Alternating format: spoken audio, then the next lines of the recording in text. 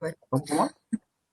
que ahí inicio a grabar, me acordé. Ah, bien, yo me olvidé de decir.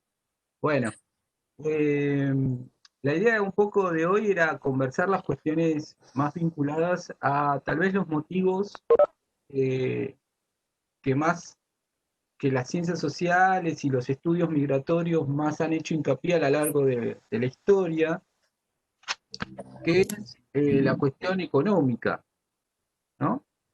En general los estudios migratorios, como habíamos dicho en la clase anterior, han como hecho mucho hincapié en la migración producto de las necesidades económicas, ¿no? En un segundo plano estaban los estudios más políticos, por exilio, ¿no? Eh, y por estudio en algún otro, pero básicamente eran económicos.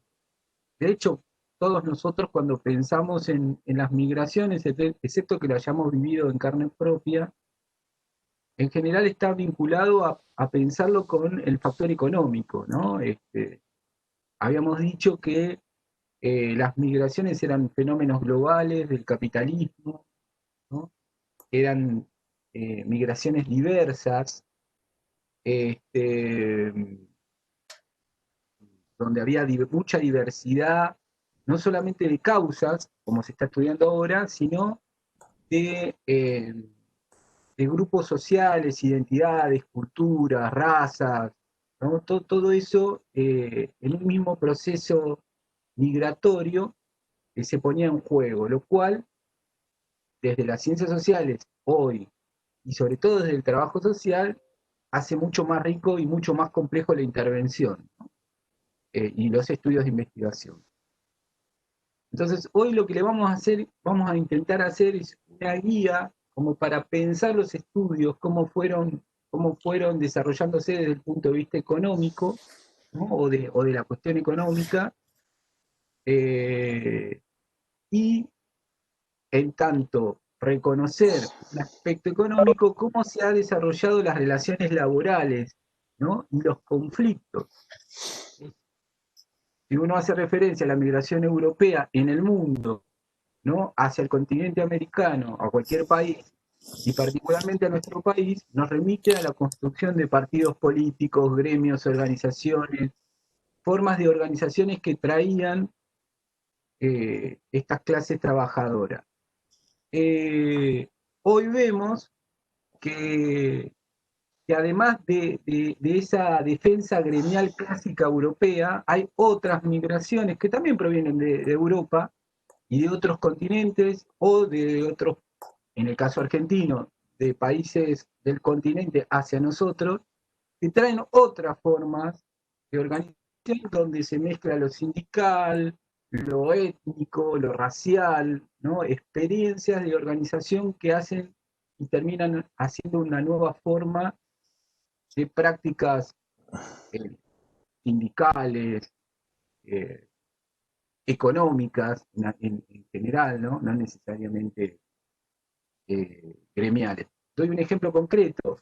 En la región de La Plata y todo lo que es el casco o las zonas verdes de la provincia de Buenos Aires, una forma de organización económica potenciada por la migración limítrofe, sobre todo el Estado Plurinacional de Bolivia, ha sido la mediería.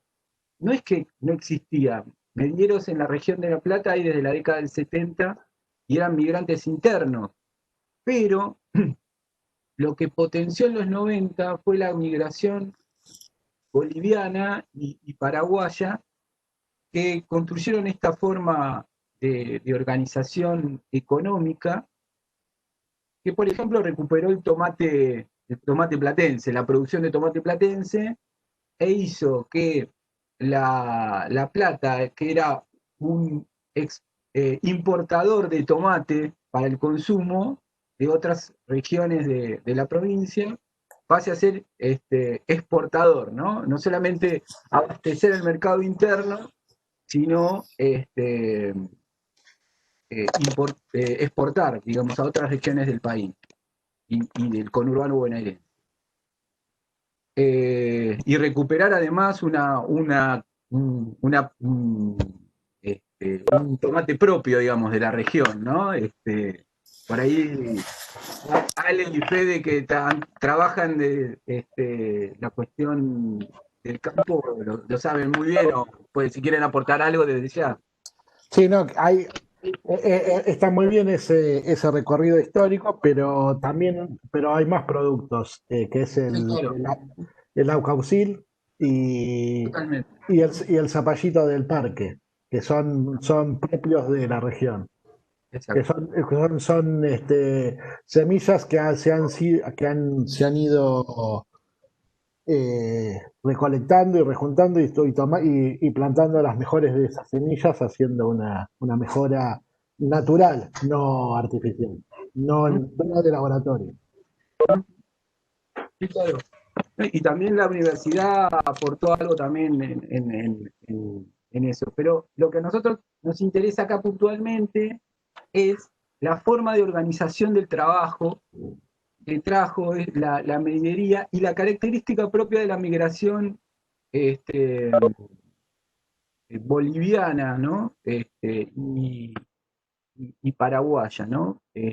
Insisto, la mediería existía ya desde los 70, había algunas experiencias, sobre todo de migrantes del interior, y sobre todo la mediería sirvió para sacar de la situación de esclavitud a muchas familias que estaban trabajando en los campos en la región, ¿no? Este, Más o menos, para contarle brevemente lo que sería la mediería, es una, pro, una forma de producción en el cual los eh, medieros, o sea, las personas que siguen el sistema de trabajo así, ponen mano de obra, algún tipo de capital, y otra persona pone una tierra que por lo general ha sido improductiva o no estaba siendo producida, ¿no? Así fue más o menos el proceso acá en La Plata. Tierras que estaban sin producción, entonces se acercaron y le dijeron, no nos pagan, nosotros trabajamos, los hacemos producir y después repartimos en partes iguales la ganancia. Esto a veces se cumple, a veces no se cumple, digo, a veces el propietario termina remodificando esto y tiene que aceptar otras formas de producción. Pero más o menos la lógica es esa, ¿no? O sea, no hay una inversión económica de un capital, de un capitalista, digamos, de un propietario de tierras, y deja a la producción y a la fuerza de trabajo la, la generación de esa riqueza que se está haciendo.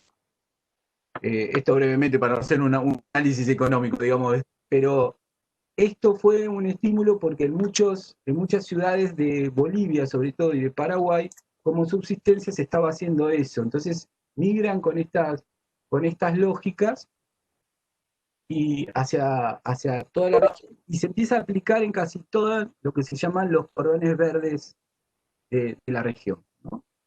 Eh, Bien, entonces estas nuevas formas de producción van a terminar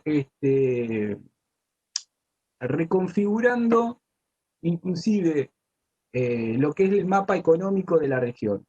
El boom es en los 90, ¿no? De la mediería, más o menos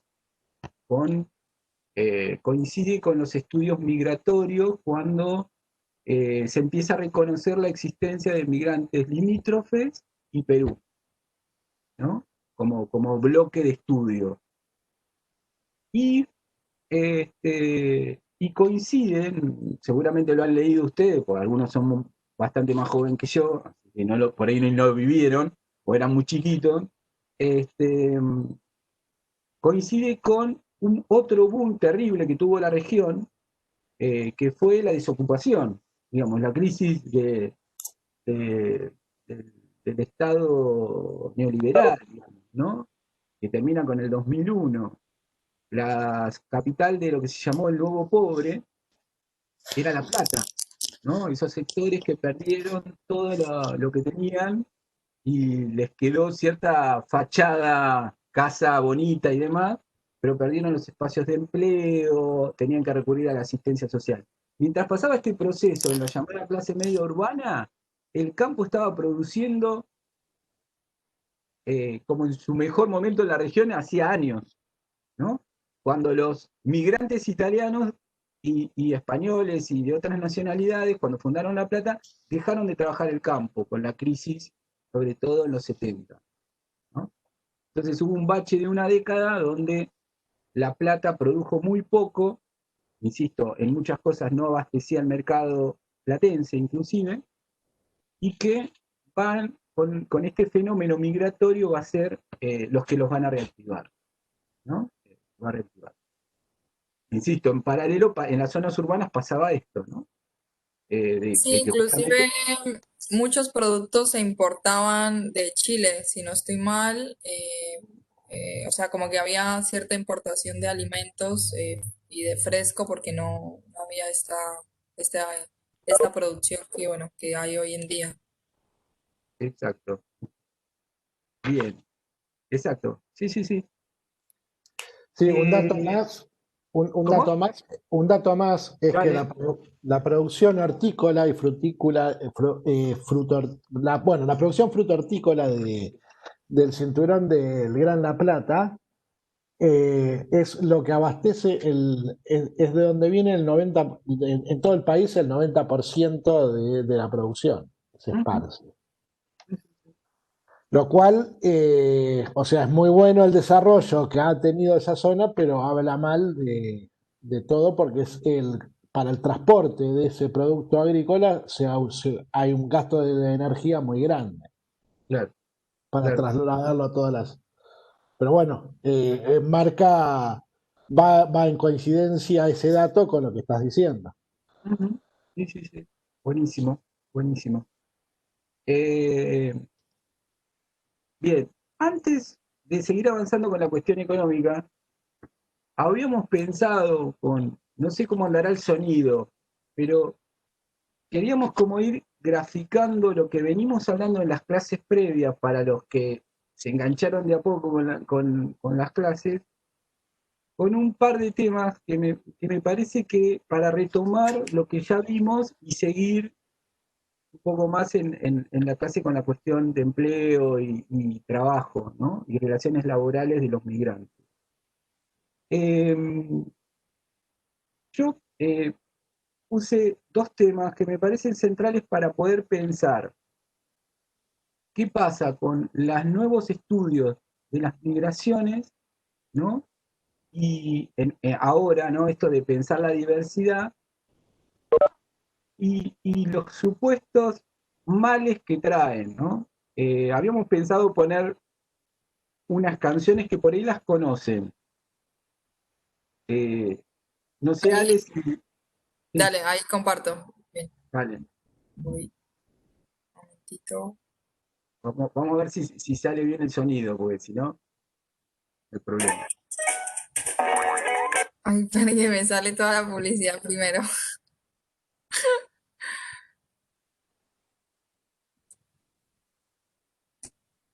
Ahí. Ay, no.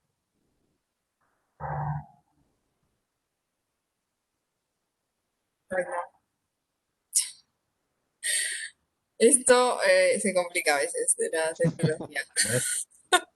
Si no seguimos, no hay problema, no. A ver, ahí.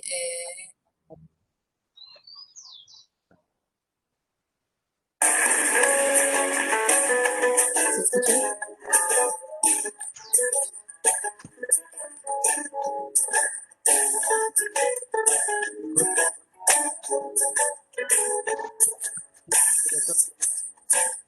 Cuéntame el cuento del árbol aquí de los desiertos, de las mezquitas de tus abuelos, dame los ritmos de la largura y los secretos que hay en los libros que yo no leo. Camínate, pero no leo que asfixia el aire. Pero sí con tus ojos y con tus bailes.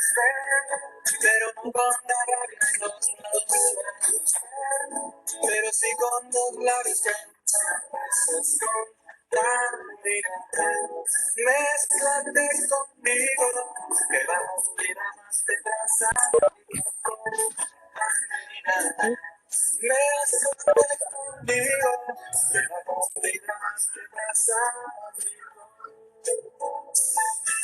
Cuéntame el cuento de las cadenas que te traje, de los tratados y los viajeros, de los ritmos de los tambores y los voces, del barrio antiguo y del barrio nuevo, caminando, pero no con el que asfixia la intemperie, pero sí con tus ojos y con tus ojos, pero no con la rabia y los malos sueños, pero sí con los labios que anuncian besos con mira, mézclate conmigo, que va conmigo de plaza,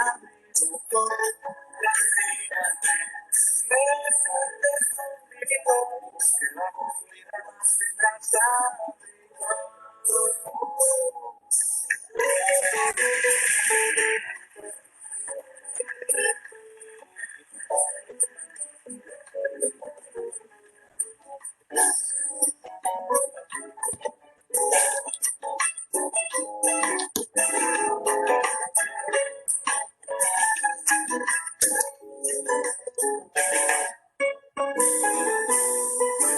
Cuéntame el cuento de los que nunca se te escondieron, del río verde y de los boleros, dame los ritmos de los yuki, los soconeros, la risa inquieta del despicero, contamíname, pero no con el que asfixia nadie, pero sí con tus ojos y con tus fuertes, pero no con la rabia y los malos sueños, pero sí con los labios que anuncian besos con cambio.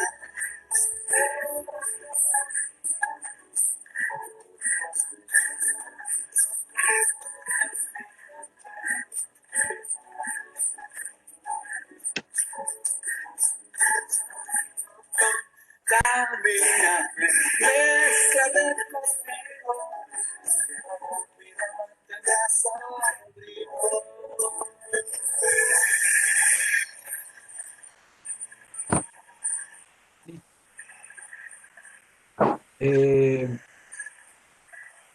Bueno, justamente un poco lo que marca el momento histórico de la canción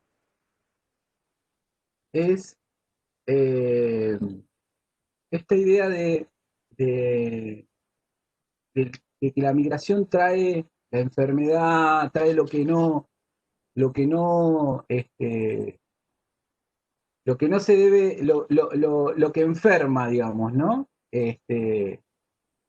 Justamente la idea es ver cómo es justamente cómo el proceso de migración y sobre todo los análisis han seguido por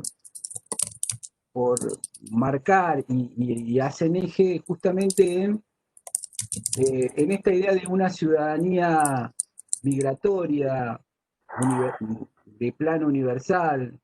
Inclusive Evo Morales lo planteaba en su presidencia, ¿no? De pensar una, una ciudadanía universal, planetaria, para no entrar en estas diferencias del extranjero entendido como algo malo, ¿no? El extranjero tiene una connotación negativa para las comunidades locales. Y queríamos poner este video, se está escuchando más o menos, no sé cómo lo están escuchando. Yo lo escuché bastante mal. ¿Se escucha muy cortado? Sí, el anterior se cortó, por lo menos yo lo escuché así, A ver, porque... Sí, se escucha muy saturado, digamos, y como claro, que no se entiende mucho. claro.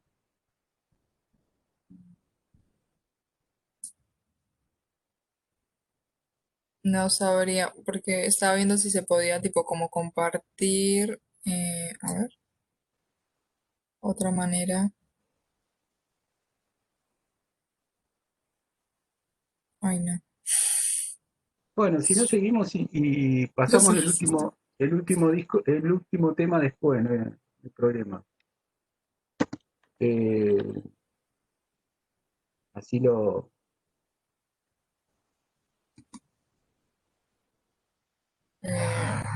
Bueno, Ese, entonces, después, sí, así seguimos. Bien. Entonces, la idea, lo que veníamos planteando en las clases anteriores es justamente pensar la diversidad, pensar, superar estas representaciones reaccionarias, conservadoras, por reconocer ciertas dinámicas propias de las migraciones, de los grupos humanos, de las movilidades humanas, ¿no? O sea, las diversidades, ¿va? En esto lo económico va a ser, fue uno de los planos porque además fue una causa real de migración, digamos, ¿no? De lo económico, invisibilizó de alguna forma esta diversidad cultural, ¿no? Los estudios marcaron simplemente la pauta económica. Como habíamos dicho, en términos de reflejar lo que veníamos diciendo, esto fue resistido a través de la construcción de organizaciones y demás, pero se mantuvo esta lógica de migración económica, que justamente son estos grupos migrantes los que empiezan bueno, si vamos a ser solamente tomados por eso y nos piden una asimilación cultural, esa asimilación cultural la aceptamos, que la tienen que aceptar, si no se tienen que ir, ¿no? Pero vamos a incorporar la identidad que nos quieren poner, que es la identidad de clase. Nosotros no somos empresarios, nosotros no venimos con el capital, sino que venimos a generar trabajo, venimos a generar riquezas, ¿no? Esto que está diciendo Federico, de la cantidad de gente, de producción que hay en las zonas verdes de la región, es nada más y nada menos, más allá de esta desigualdad y esta mala planificación económica, lo que está marcando es que están generando riqueza, ¿no? Riqueza que no se ve reflejada, ¿no? En la relación. Entonces ahí hay mecanismos que la pedagogía crítica del siglo XIX, las ciencias sociales críticas del siglo XIX, han empezado a alertar y a discutir, ¿no? Llámese a través de la idea de clase en Marx, Weber, etcétera, etcétera. Entonces, otra cosa que quería reafirmar para poder entender la cuestión migratoria contemporánea es lo que también dijimos en la clase pasada, la quiero remarcar, es que son los momentos de los estudios migratorios. Siglo XIX, ¿se acuerdan que habíamos dicho que tenía que ver con la ley? Las ciencias sociales empieza a pensar inclusive hasta el conflicto social, ¿no? Cuando surge la cuestión social, donde surge la profesión, y el lugar de las migraciones en estos procesos, como parte de una clase o constructora en la región de una clase social, que es la clase trabajadora, ¿no? Y sus conflictos con el capital. En ese contexto, habíamos dicho que la característica era que a su vez se estudiaba al hombre, era una masculinización de esos estudios, porque era la mano de obra que se pedía, ¿no? O sea, para el trabajo manual en lo que se pedía en el siglo XIX, el hombre era el que trabajaba. La mujer no estaba visto como trabajadora, solamente era el complemento de ese hombre que migraba. Por eso venían a los 10 años, a los 5 años, no sé, posterior de la migración. Inclusive algunos se casaban, había sistemas para casarse a la distancia sin conocerse y venir, bueno, era todo un sistema bastante complejo que también tenía que ver con las pautas culturales de esos grupos, ¿no? No todos hacían eso. Por ejemplo, los del sur de Italia era muy común de que se casaban por documentos y venían no todos, pero venían posteriormente la mujer que ni se conocían acá y ya estaban casados inclusive, ¿no? En el norte de Italia, el mismo país, para que vean la diversidad, los procesos eran otros. Casi siempre migraban la familia, los hombres ya casados en muchos casos y traían su familia. Otros se casaban con gente o migrante o nativa ya en el lugar de origen. Entonces, ahí empieza a haber toda eh, una visibilización de estas prácticas, ¿no?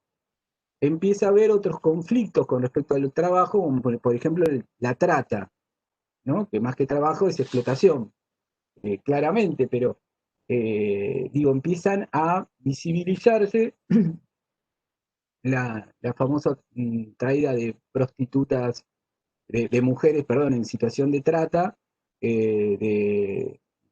o para la prostitución, de Rusia, sobre todo de Polonia, ¿no? Digo como uno de los casos vinculados al delito, digamos, a la explotación, a las condiciones laborales vinculadas a la explotación más terribles, ¿sí? O niños, o el robo de niños en Europa del Este y traerlos acá como esclavos niños, ¿no? Eso también es un proceso que se ha estudiado muy poco, pero se está estudiando a partir de todos estos procesos de mundialización migratoria de niños que migran, por ejemplo, de Centroamérica a Estados Unidos, niños, estoy hablando de niños de 11, 12 años, o los pibes sirios que huyen y son agarrados por grupos para el trabajo esclavo, ¿no? O los casos estos de las factorías flotantes, que sobre todo trabajan con Nike, con algunos multinacionales de la vestimenta, que arman estas barcofactorías para trabajar en ultramar donde no entran en las leyes laborales de ningún país. Entonces los niños están súper explotados en esos espacios. Eso se da mucho en el mercado laboral contemporáneo. Pero digo, para los estudios migratorios se trabaja en el siglo XIX esta cuestión del pedido de mano de obra que venga de Europa, en todos lados, porque la crisis en Europa era muy fuerte, y a mitad del siglo XX, hasta la segunda década del siglo XXI, va a estar lo que es la migración limítrofe y Perú, ¿no? Por el impacto que tenía.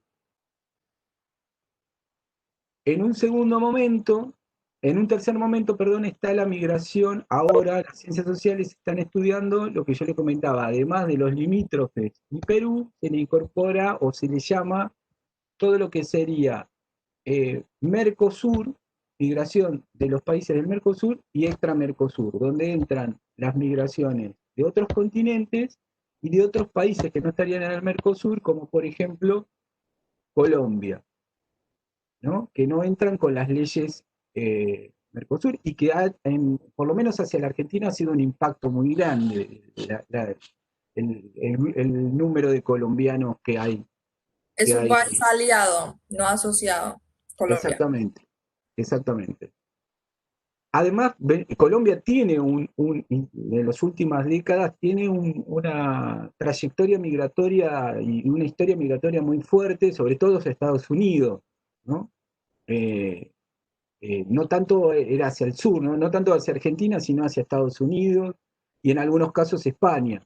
Hacia todos lados, tanto que se ha venido hablando últimamente en estos días en los medios masivos de comunicación del éxodo ¿Mm? argentino y cómo claramente, bueno, Colombia es un país ultra neoliberal, conservador, católico y el éxodo ha estado siempre, o sea, ha estado desde hace muchos años, inclusive con esta dificultad de, bueno, este estereotipo y perjuicio de los colombianos, igual narcotraficantes, droga, Ujú. bueno, etcétera, etcétera.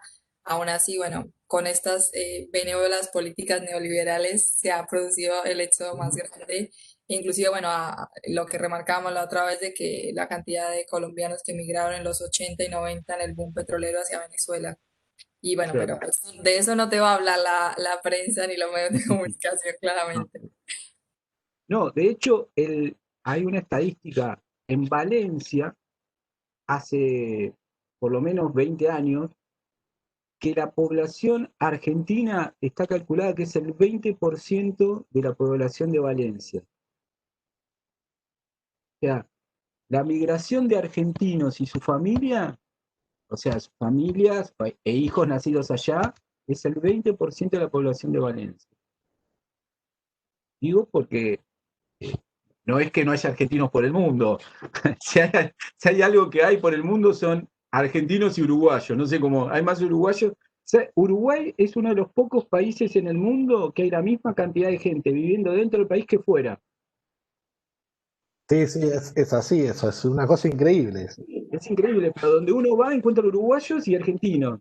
Es, Sí, este, a mí me llamó la atención cuando los medios de comunicación masivos, que son transnacionales, ujú, disfrazadas de periodismo independiente, ujú. empezaron con el tema de Uruguay. Yo dije, pero acá le pifiaron porque los mismos uruguayos se van a enojar por esto que están haciendo. Sí, sí, bueno, lo que pasa es que ellos tienen una política migratoria en Uruguay muy selectiva, que es traer capitales, por un lado, extranjeros, porque es como una zona liberada, Está declarado paraíso fiscal Uruguay. eso, no me salía la palabra, paraíso fiscal, y a su vez se dieron cuenta que el otro gran negocio es traer a los ricos. O sea, no solamente les guardamos la plata, sino que ya que estén acá, inviertan en sus casas, movilizan algún tipo la economía interna y consuman. Total va a ser consumo de alto nivel, ¿no? Entonces, digo, y hay un montón de argentinos que parece que están yendo para allá y están utilizando, pero siempre son de la clase alta, digamos, no es que la clase Igual, baja se va a para mí tirar en con una realidad banca. ¿Cómo? es como que, o sea, se promueve y se evidencia, bueno, como, bueno, la Argentina está todo mal, porque, bueno, volvieron a gobernar estos, Ujú, y, bueno, todos tenemos que irnos y todas, pero en realidad esa misma gente que tiene ese alto consumo y que, bueno, tiene ese consumo suntuario, no es como que se van totalmente, no es como que dicen, bueno, me voy de la Argentina, no, ellos tienen sus negocios en la Argentina, explotan a argentinos y argentinas. ujú, El problema es la recaudación impositiva, bueno, que es ujú. donde, bueno, se quejan porque no puede ser que tengan que, o sea, mientras los pequeños, las pymes, los productores, productoras, pagan impuestos, bueno, todos los consumidores, nosotros y nosotras con el IVA, que es el impuesto más alto, los impuestos, bueno, que son impuestos claramente regresivos, ellos quieren estas ventajas impositivas y no pagar lo que corresponde y lo que todos y todas pagamos. Entonces generan como este doble discurso de, bueno, vayámonos todos, pero en realidad ellos no se van nada. No se va nada, No se van nada, sí. claro. Bueno, es la lógica de lo que hablamos de este fenómeno migratorio global, ¿no? Cómo se maneja otros criterios, cosa que antes el capital hasta tenía una sede en un lugar, digamos, ¿no? En dos o tres avenidas de Nueva York, en Londres, en París, o sea, estaba como muy determinado. Entonces la fuerza de trabajo hoy, desde la forma de producción hasta los manejos del dinero, se pueden hacer totalmente descentralizados, digamos, ¿no? Entonces, bueno, ahí hay una nueva relación que se tiene que ver, pero como vos decías, se sigue explotando a la misma gente, se sigue generando este, una determinada forma de plusvalía, ¿no? En todos estos movimientos. Ahora bien, ya tanto desde mitad del siglo XX, con la migración limítrofe y Perú, hacia acá, digamos, hacia inclusive esta nueva migración, lo que se observa es una idea común a la hora de pensar la migración, ¿no? Eh, las causas económicas, como ya dijimos, que fueron las centrales, ¿no? Hasta más o menos un trabajo del año 99 de Grimson, que empieza a hablar de la idea de desigualdad y y de diversidad cultural en la migración boliviana, que es como un clásico de los trabajos migratorios, de las investigaciones migratorias, y a donde se empieza a hablar de los distintos espacios de producción y reproducción cultural, inclusive el trabajo y el empleo, ¿no? Se empieza a construir, inclusive en las migraciones, la aceptación en la medida que no traigan el conflicto que ya había pasado en el principio del siglo XX y fines del siglo XIX, ¿no? El conflicto social. El boliviano, como no se sindicaliza, producto de la, la falta de documentación o porque los contratos laborales se flexibilizan con el neoliberalismo, ¿no? Empiezan a ser vistos como deseados porque no generan conflicto, ¿no? Lo loco, o uno podría pensar, que conviven ciertos rasgos racistas a pesar de esa aceptación como trabajador. Y construyen y fortalecen esta idea ancestral de nuestros pueblos de América, inclusive de nuestro país, de la reivindicación del lugar del trabajo.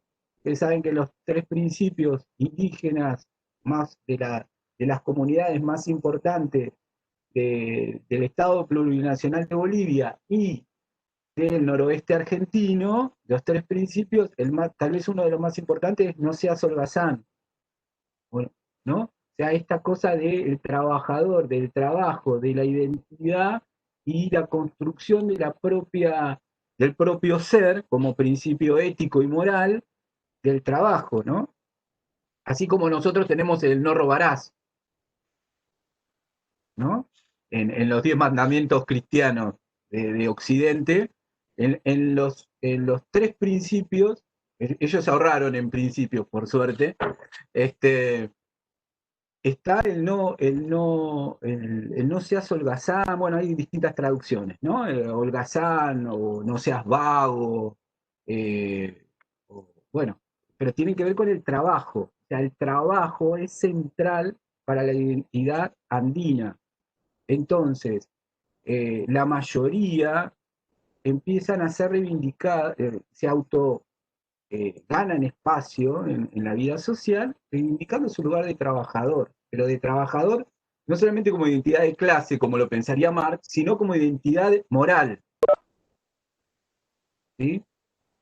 Yo soy bueno porque trabajo, yo merezco estar acá porque trabajo. Entonces se empieza a construir una identidad en algún punto muy peligrosa, porque por un lado la identidad está bueno reflejarla, es parte del principio moral y está perfecto, y yo particularmente me agrada esa percepción, pero en un contexto tan represivo a la protesta y a dejarlos estar en la medida que no haya conflicto y no generen conflictos, digo, estoy diciéndolo lo que dice el poder, no lo que pienso yo, es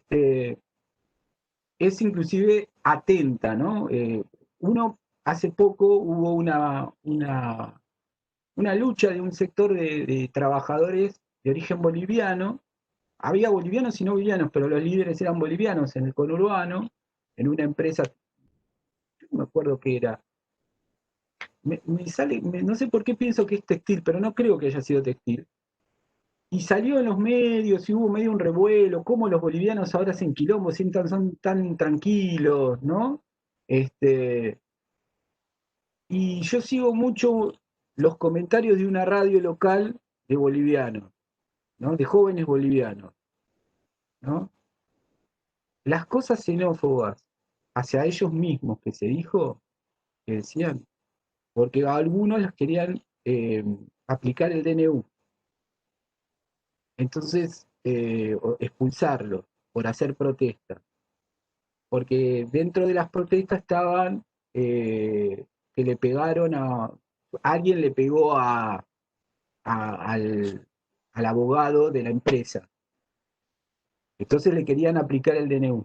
Las cosas que decían los chicos esos, que son hijos de trabajadores, no es que son ricos bolivianos que viven en La Plata, son terribles.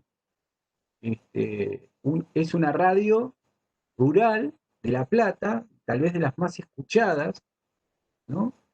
pero obviamente hecho por una persona que evidentemente le fue bien, ¿no? Tiene una bailanta, en general son radios que están vinculadas a los lugares de esparcimiento, o sea, pasan la música que van a bailar los chicos, bueno, ahora no, pero digamos en su momento. Este, y es impresionante cómo los jóvenes, se potencia esto de no salgas de la norma que nos unifican a todos, que es el ser trabajador y no protestar, ¿no?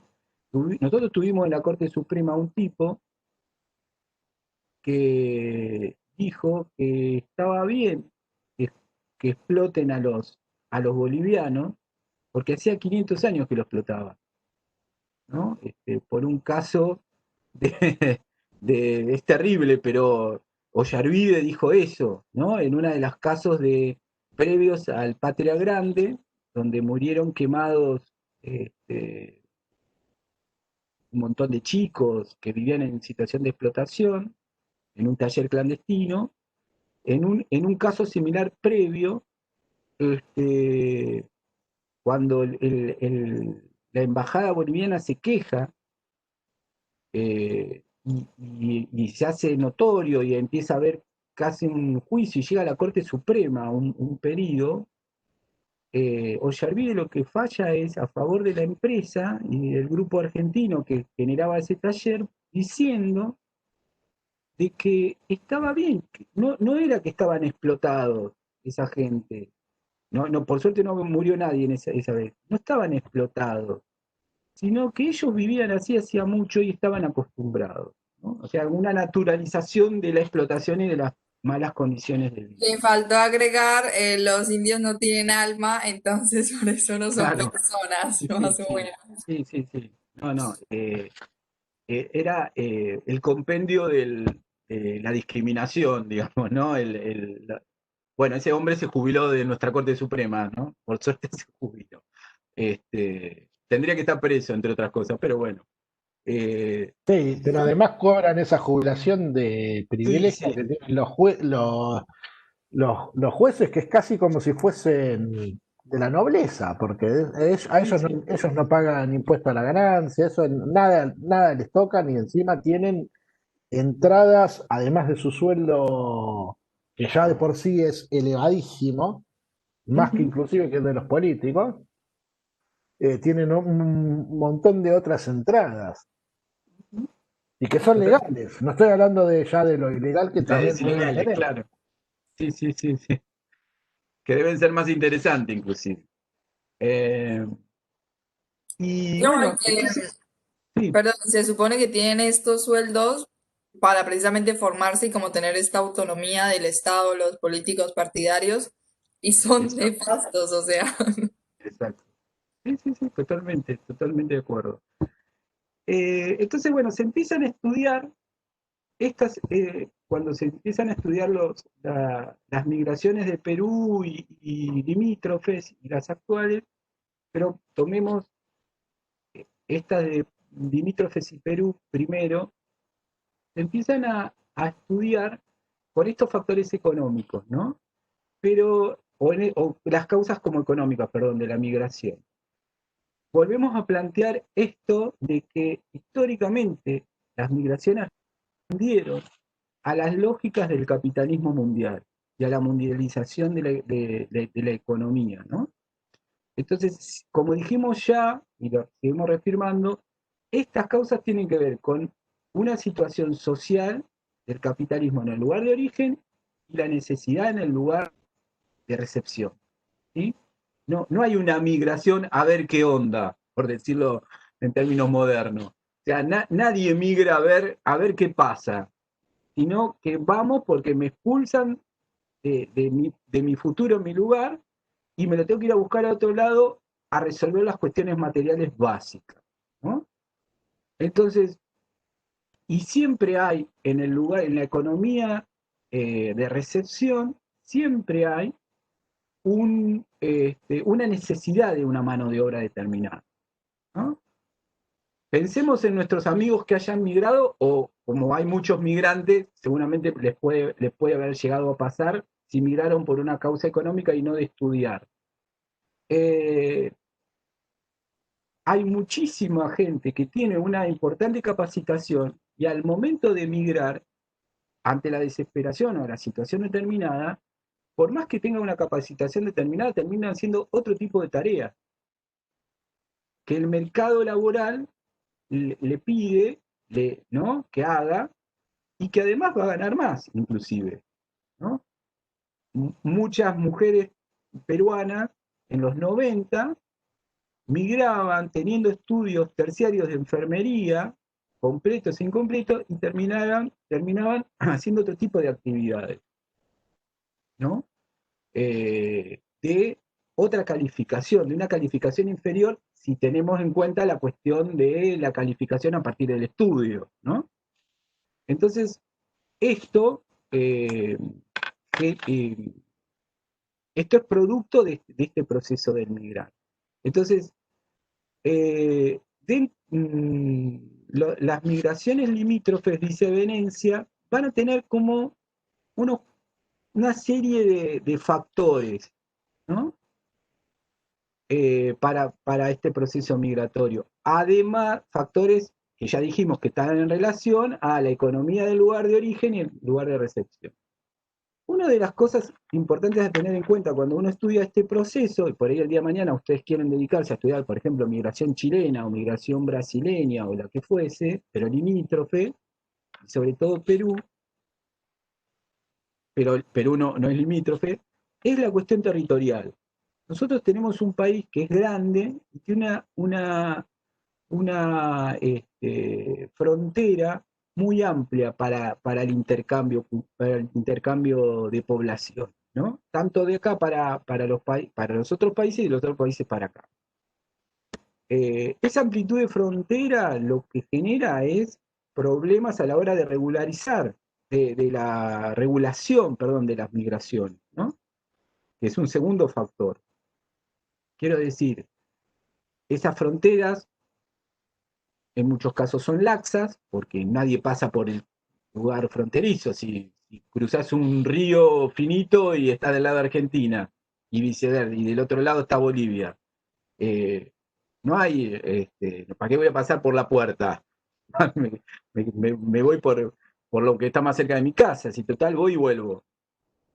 Entonces, ese intercambio, que además son intercambios, un tercer factor, que es cultural, que es migrar por herencia cultural, porque son de grupos étnicos que se comparten la región, ¿no? Hace de que se haga muy complejo el tema de la regulación de ingreso, ¿no? Y de la formalidad del ingreso. Un factor importante es lo demográfico. La mayoría de los países latinoamericanos tienen muchísima cantidad de habitantes con respecto a su territorio, y nosotros tenemos mucho territorio y pocos habitantes si nos comparamos con otros países. Por ejemplo, Bolivia, por ejemplo, Paraguay, por ejemplo, Chile. Entonces nosotros tenemos mucho territorio y por lo tanto muchas posibilidades de expandir población, digamos, de desarrollar población. Esto ha sido un Sí, además factor. también, perdón, además Sí. también la población, la Argentina, su población se ha ido envejeciendo en comparación también a otros países de América Latina, digamos, va a llegar a un punto, sí, también la Argentina no, bueno, distribuye, bueno, ya la distribución tiene que si no genera, no produce seres humanos, Uh-huh. se va a complicar porque no va a haber efectivamente una población económicamente activa que siga produciendo para que también se paguen esas jubilaciones y bueno, nada, todo el proceso y el mecanismo que tiene el mismo sistema. Uh-huh. Entonces también le favorece mucho las Totalmente. migraciones.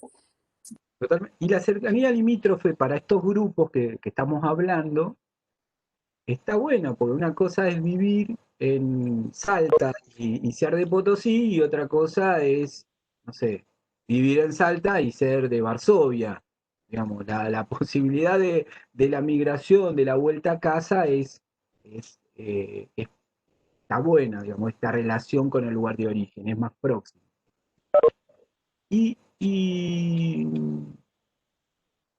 las dos últimas factores que me parece interesante, que también abarca ese periodo, que es la cuestión política y la cuestión de los factores sociales, ¿no?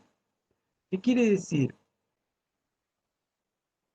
Una de las causas y factores de la migración fueron, a partir de los 70, que es cuando se desarrollan muchos estos estudios, fueron la inestabilidad política de la región, ¿no?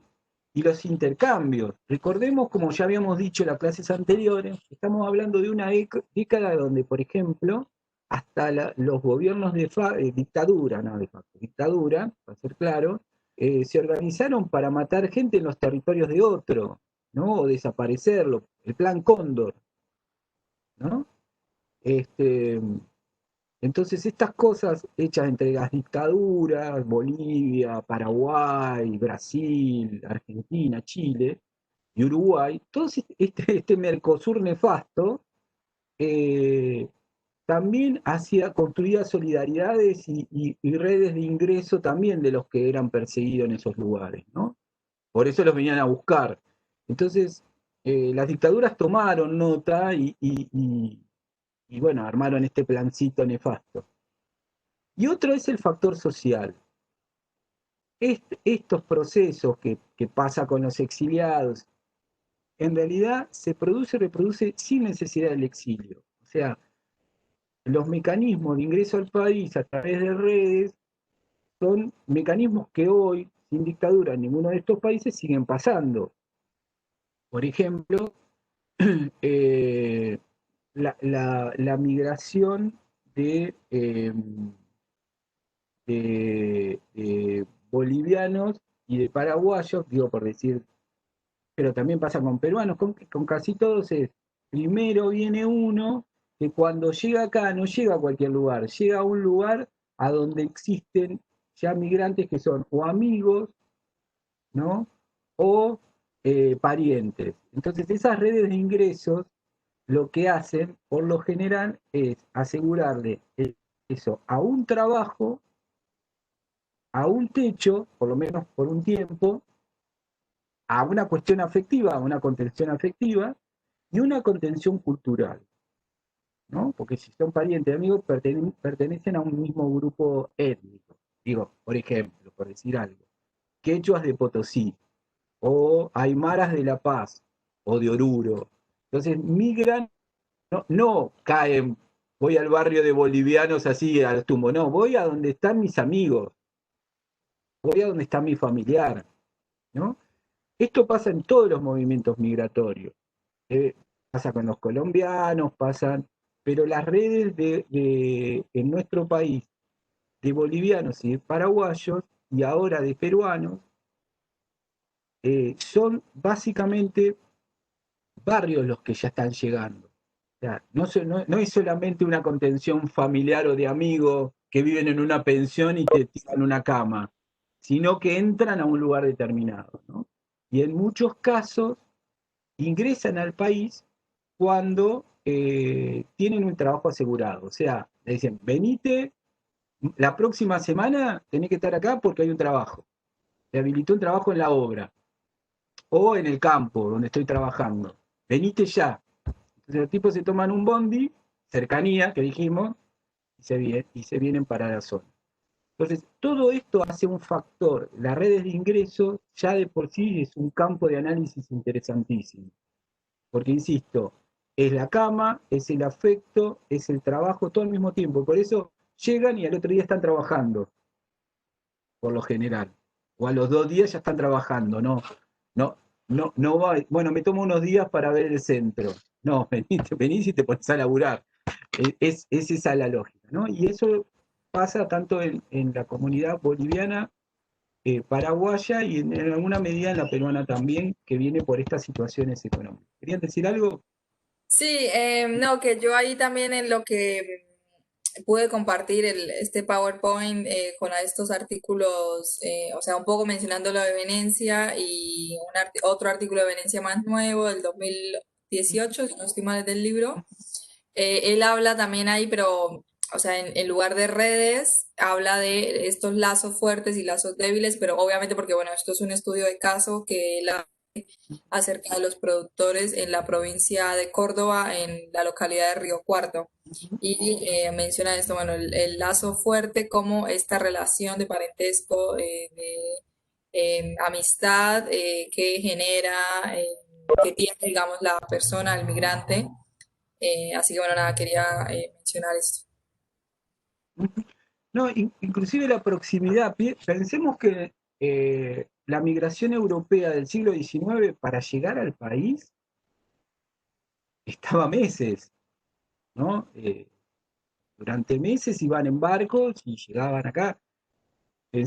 Imagínense los chinos que llegaron a Perú, la cantidad de japoneses, también fin del siglo XIX, principio del siglo XX. Pensemos los jamaiquinos que emigraron de Jamaica hacia Centroamérica, Honduras, Salvador, Panamá, Colombia, la parte de Cartagena, toda esa zona que es producto de una migración de gente que quería, en ese caso eran esclavos, que querían dejar de serlo y migraron y mantuvieron su cultura y sus trabajos y sus formas de pensar la realidad. Bueno, todo eso se va a poner, eh, va a tener características propias en cada uno de los procesos migratorios. Por eso es importante pensar que cuando hablamos de migraciones, hablamos de procesos y proyectos migratorios, ¿no? O sea, que los procesos migratorios, si bien pueden tener determinantes comunes, son particulares de cada uno de los lugares que nosotros estamos analizando. No, no va a ser lo mismo lo que pasa con un boliviano o un paraguayo en Caleta, Olivia, en la Patagonia Argentina, que lo que pasa en las zonas limítrofes argentinas a sus países de origen, o va a ser el proceso el mismo al conurbano bonaerense, ¿sí? Va a haber transformaciones en ese proceso, aunque tengan un mismo determinante. O uno pueda decir, che, mira, acá se marca muy claramente el problema de lo económico no sé, son zonas rurales de Paraguay. Bueno, crisis en el campo paraguayo, migración hacia la Argentina, ¿no? Ese sería un determinante global. Después, no es lo mismo la familia paraguaya de ese lugar que migran a Caleta, Olivia, que las que migran a Formosa, que está pegado, o al conurbano. ¿Entiende? Aunque trabaje en el campo, aunque eh, ¿no? hagan la actividad que no pudieron hacer en su lugar y que conocen, va a haber otro tipo de, de, de, de proceso, digamos, ¿no? De conocimiento, de intercambios y de relaciones laborales, que es lo que estamos trabajando hoy. Entonces, bueno, las migraciones van a tener que ver también esos procesos que estamos hablando. Los países limítrofes van a tener un primer contacto migratorio con las zonas limítrofes, después, a partir de que van construyéndose las diversas crisis que ha tenido nuestro país,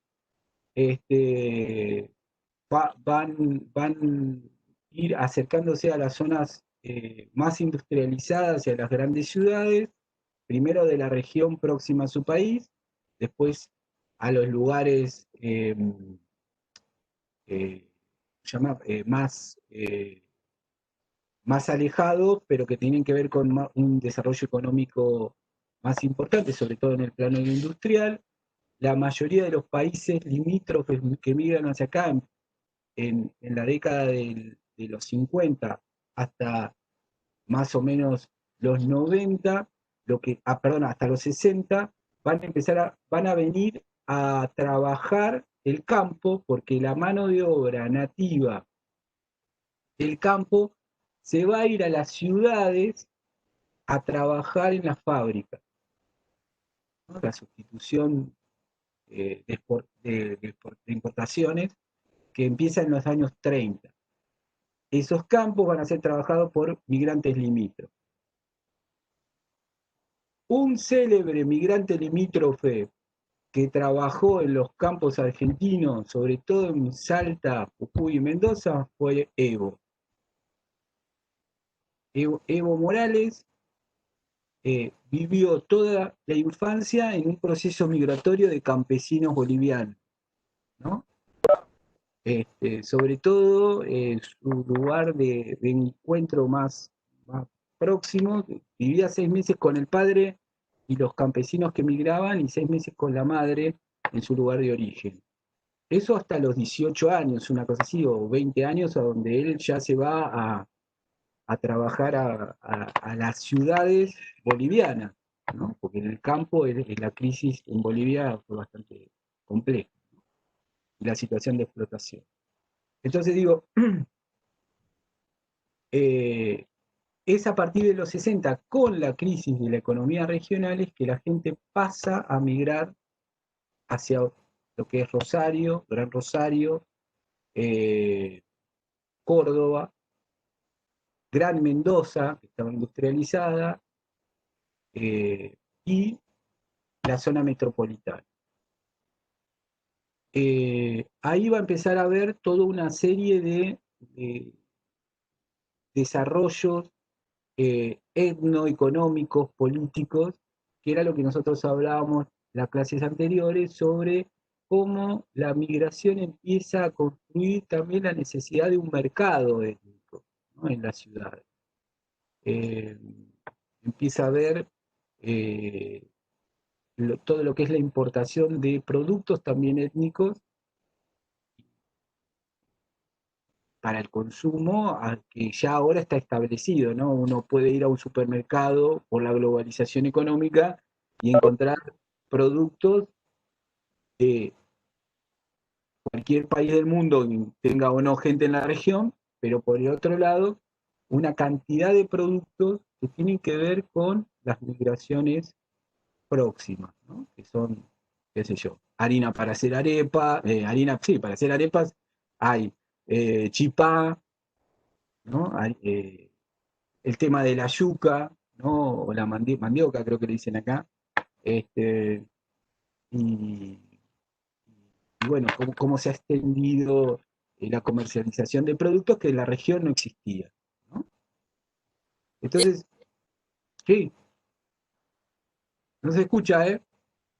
No se te escucha. Ahí va. Ya. No, yo por ahí para mencionar algo entre medio chiste y medio no, que me causó mucha curiosidad. Bueno, yo tuve la oportunidad de poder ir a Foz de Iguazú, fuimos con mis papás y yo por ahí uno piensa que al estar más cerca de la frontera con Brasil, como que va a haber más intercambio o sea, hay más como que la cultura va a estar como más sí, asociada al Brasil también, bueno, así como una relación ahí más constante, pero en lo poco, que bueno, no estuve mucho tiempo tampoco, o sea, me pareció que no tanto, inclusive en esta cuestión de las frutas, bueno, Brasil tiene frutas muy exóticas y toda esta cuestión, y me pareció que no había tanto, o sea, acá en La Plata, bueno, en la ciudad sí hay mucho, digamos, en, no sé, un par de verdulerías se consigue, bueno, piña, ananá, inclusive, bueno, hay otra que tiene maracuyá, mango, bueno, diferentes frutas que una extraña mucho. Pero me sorprendió esto de que ahí en Foz, no, o sea, en el lado argentino, no, como que no hubiese tanta cuestión ahí frutal, pero bueno, capaz no estuve explorando mucho. No, es interesante lo que traes vos con el comentario, porque vos ya tenés detectado cuáles son las verdulerías que tendrían esos productos que vos querés consumir, ¿no? O sea, mirá cómo se enfoca la necesidad étnica, digamos. Todavía no hay muchos, hay dos, que vos conocés porque a vos te interesa, porque es tu necesidad, porque a mí me pasa con el Ajinomoto, ¿no? Que es un producto peruano que yo veía de chico, y cada vez que veo una verdulería, y veo Ajinomoto, se me pianta un lagrimón, así no lo compre, porque me hace recordar procesos que tienen que ver con la vida de uno, ¿no? Y me parece que nos pasa con la música, qué sé yo, los argentinos no escuchan nunca tango, se van, cruzan a Foz de Iguazú y ya escuchan un tango y lloran. Y acá no te clavan un tango en todo el año. Entonces, digo, es interesante porque cómo nos reactivan algunas cosas la construcción de nuestra identidad, ¿no? Cómo se refleja esto, ¿no?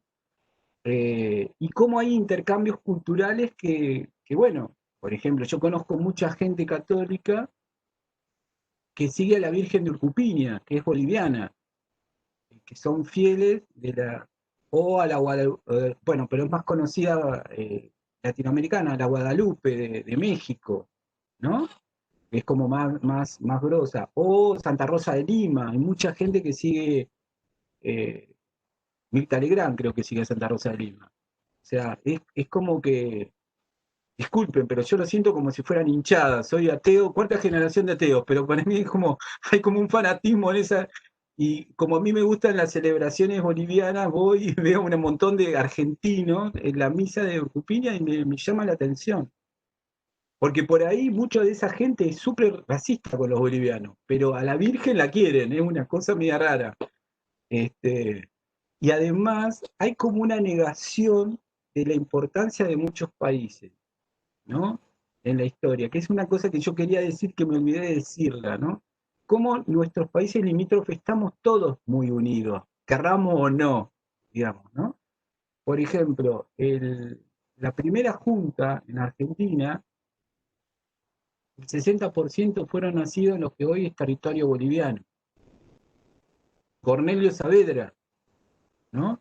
El primer, entre comillas, presidente argentino que salió de la primera junta, nació en la zona de Tarija.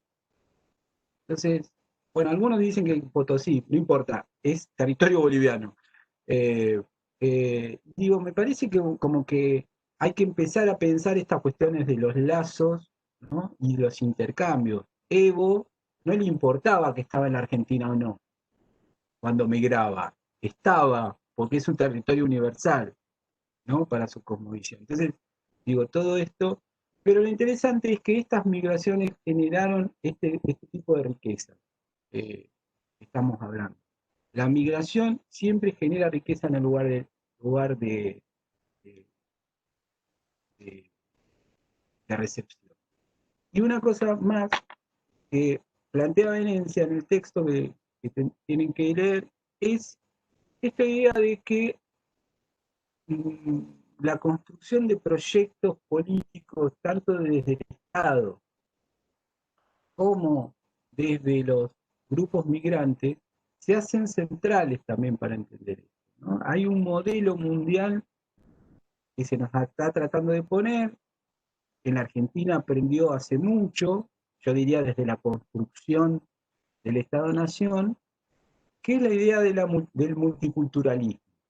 Nosotros somos un país donde hay muchas culturas de todo el mundo, ¿no? Como dijimos desde el primer día, nosotros creemos que la Argentina tiene una identidad que tiene que ver con lo negado en la Argentina, que tiene que ver con las culturas indígenas, con las culturas afro-argentinas, y que sí han sido reactivadas por las migraciones, ¿no? No solamente hay una riqueza que están formando los migrantes a través de riqueza económica, que dijimos, ¿no? Este, Sino que además hay una riqueza que están generando que a mí me parece interesantísima, que es la que tiene que ver con lo cultural, porque de ahí van a salir proyectos plurinacionales, pluriétnicos, pluriculturales y plurilingües. Y nosotros entendemos esto. Digo, por ejemplo, pienso en las culturas afrocolombianas, afrobrasileñas, afrobolivianas, afroperuanas, que han migrado, haitianas, senegaleses, estas, estas reivindicaciones de lo afro, ¿no? Que traen estos grupos, a veces inclusive con marcas nacionales, porque lo afroperuano es muy importante en la cultura criolla peruana, ¿no? No es de los negros peruanos, es los negros, pero lo han adoptado los no negros, ¿no? Los de origen. Entonces, estos intercambios que pasaron en sus lugares de origen lo están trasladando acá y lo que hicieron en los últimos tiempos es reactivar la cuestión étnica, ¿no? Sí, Insiste por en lo ahí, mismo. para sumar Noelia. la cuestión más de migración afro-uruguaya, digamos, acá Ujú, ahora en La Plata hay una explosión de cuerdas de candombe y demás que viene de aquel ujú, lado, digamos, ¿no? Y claro, que hoy en día, digamos, todos los domingos en todas las plazas hay exacto. alguna cuerdita y se hacen eventos en Capital y acá está la llamada de todos los años como algo que se instaló. Totalmente de acuerdo, totalmente de acuerdo. Pero insisto lo mismo también, Noelia, es eso, pero que reactiva la africanidad negada, ¿sí? En nuestro país, nuestro país no solamente mandó a la muerte a los negros durante la guerra con la Triple Alianza, no solamente murieron ¿cómo se llama? Con la fiebre amarilla, sino que además, sino que además los exilió, los mandó al barrio Palermo en Uruguay, en Montevideo, y muchos de los ritmos del candombe uruguayo tenían que ver con el origen africano traducido acá. O sea, hay un intercambio de ida y vuelta que me parece importante tenerlo en cuenta, ¿no?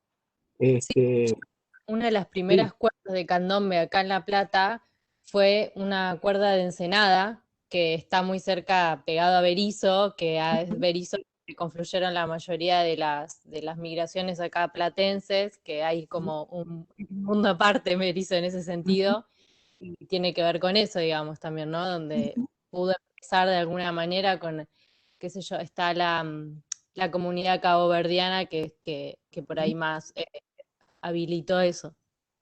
claro. Sí, sí, totalmente de acuerdo. Sí, sí, sí, sí. No, digo esta cuestión de la reactivación étnica, lo interesante de las migraciones que han ayudado a visibilizarse eh, a las culturas negadas en Argentina, ¿no? Porque por ahí no estaban en el número no es la cantidad de negros que hay en Bahía, Brasil. Entonces, eh, facilitó la invisibilización. Hoy las migraciones reactivaron eso, ¿no? Esas cuestiones culturales. Y además, como decís vos, me parece lo interesante que haya todos los domingos gente haciendo candombe en la ciudad de La Plata. También uno puede leer que es una forma de organización y de expresión, ¿no? No solamente artística, sino es gente que se está organizando para que, en principio para sonar todos como tienen que sonar, ya es una organización. Y segundo es la decisión de personas de juntarse un domingo a tocar, ¿no? Es toda una organización, Sí, no es también solamente juntar el... una mística ¿Cómo? que tiene que ver con que, digamos, el candombe o los negros se juntaban a tocar el tambor, era una Ujú, resistencia. Entonces se lee ujú, también, digamos, cómo caminan los tocadores, caminan así porque representan las cadenas en los tobillos, digamos, tiene toda una representación que, nada, capaz que estás en la plaza y preguntás, che, ¿por qué caminan así? Alguien te contesta, va circulando, ¿no? Una forma también de eso, de hacer cultura, me parece que está re bueno.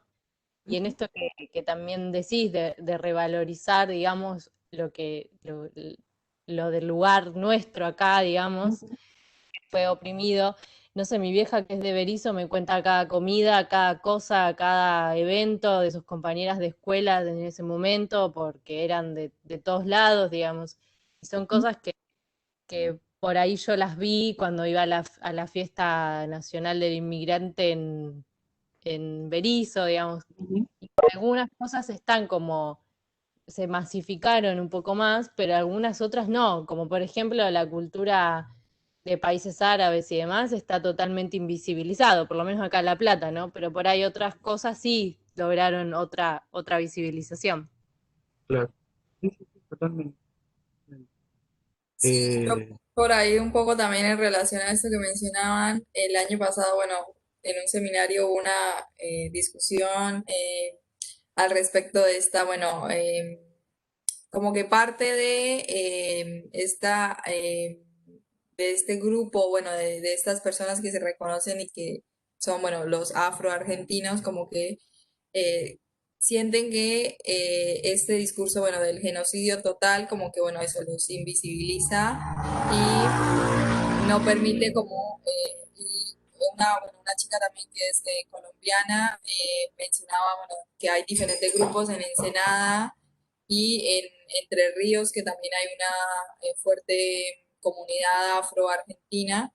Entonces ella como que discutía mucho también al respecto.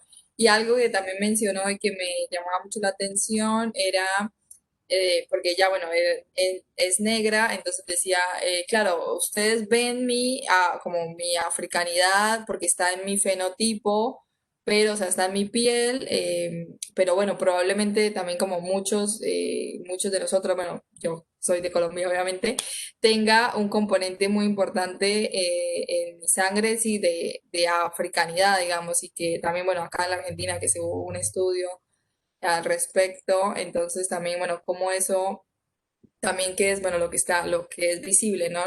Los rasgos, Ujú, lo que se puede ver. ujú, Em, y también, bueno, quería mencionar algo de que había mencionado Diego con respecto a cómo también la movilidad entre estos territorios o sea, y de que la Argentina, bueno, y que como toda América Latina es un gran territorio y que, bueno, solamente es que, bueno, fue dividido por intereses, primero de la corona española y después también por intereses criollos, pero que fue un gran territorio y obviamente antes también estaban los pueblos originarios y que tenían sus divisiones al interior. Pero bueno, acá Cajiano, Sergio Cajiano en una parte de su libro de Lo que no entra en el crisol, menciona, bueno, voy a leer un cachito, que dice, si nos remontásemos más allá de la división política moderna en estados nacionales, veríamos que los desplazamientos y contactos poblacionales, al menos entre vastas regiones de los actuales territorios de Bolivia y Argentina, tienen una historia mucho más larga. En efecto, el occidente boliviano y el noreste argentino pertenecieron ambos al Tahuantinsuyo y, y presentaban entonces una importante integración económica y social. Bueno, esto significa en quechua las cuatro partes del mundo, que creo que no lo estoy ujú. pronunciando nada bien, pero bueno, me parecía importante mencionarlo como un antecedente de que estas migraciones estuvieron siempre presentes en el territorio, solamente que obviamente se hicieron más visibles sí, y también en su cuantía en las últimas décadas. Sí, totalmente de acuerdo. Quiero marcar esto además, para agregar a lo que decía Noelia y lo que decía Ale recién. Me parece que lo importante es pensar esta cuestión de la reactivación, para no, para no seguir invisibilizando lo que estaba antes, ¿no? Porque la idea de multiculturalismo en realidad es pensar la sociedad con muchas culturas, reconocer la existencia de muchas culturas, pero entendiéndola como parte de procesos de migrar. Por lo tanto, la cultura de origen en cada uno de esos territorios sigue invisibilizada. ¿Hay diversidad cultural? Sí, ¿por qué?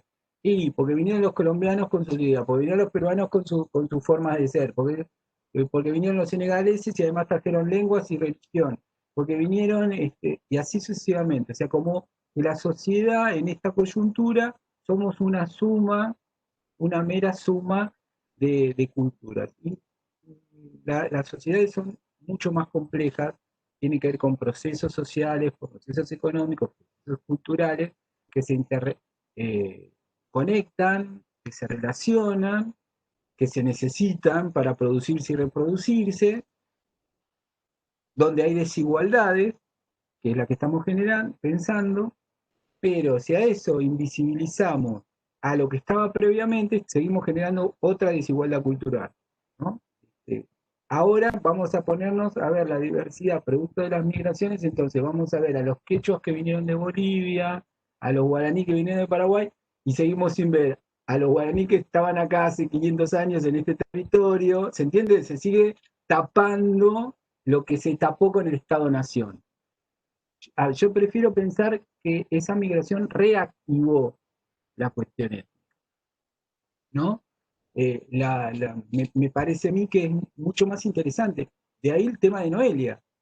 No importa si sos negro de afuera, está movilizando todo esta movida cultural, política, ¿no? Que hay a través del candombe, donde se empiezan a reactivar un montón de elementos culturales que están tapados en nuestro propio ser, digamos, ¿no? Y que nos convocan. También nos va a convocar seguramente toda la reactivación que hay que ver con el folclore colombiano, con el folclore peruano, que está tan de moda en los últimos tiempos, con el cajón peruano, que ahora está en todos lados, ¿no? En casi todos los grupos tocan con cajón peruano. No sé, hay una reactivación a través de lo cultural de un montón de cosas, de pautas. Y también empieza un mercado, insisto, porque el sistema de Bobo no tiene nada, entonces empiezan a haber talleres para construir tambores uruguayos, cajones peruanos, ¿no? Se venden en las casas de música, se arman talleres. Yo me estoy armando un cajón peruano por internet, ¿no? Saqué los planos, ya estoy midiendo todo, no sé cómo va a salir, pero bueno, vamos a ver. Digo, es un El mercado. cierre del seminario nos tenés que tocar. Claro, sí. La cuestión es que, digo, hay una reactivación en todos los planos. Todo fenómeno migratorio va a tener una necesidad económica, una necesidad política, va a traer, va a construir y va a repensar una cuestión cultural, política, económica, social, etc. Vincular entre los seres humanos, ¿no? Que nos enamoramos colombianos con peruanos en Argentina, peruanos con argentinos, argentinos con... y así, ¿no? Toda una, ¿no? Peruano con Perú, peruano con peruano en la Argentina, peruano con argentino, ¿no? Con todas las diversidades posibles. Entonces, esto me parece importante, ¿no? Y bueno, y en el plano de lo gremial político también empiezan a haber organizaciones como por ejemplo en los sindicatos, sin ir más lejos, están tratando de sindicalizar y les cuesta mucho, como es de las personas en situación de prostitución, ¿no?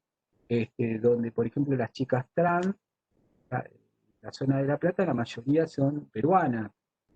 Entonces, hay, hay un componente migratorio importante en ese gremio, ¿no? Igual, como decíamos, en las empleadas domésticas, ¿no? El trabajo doméstico.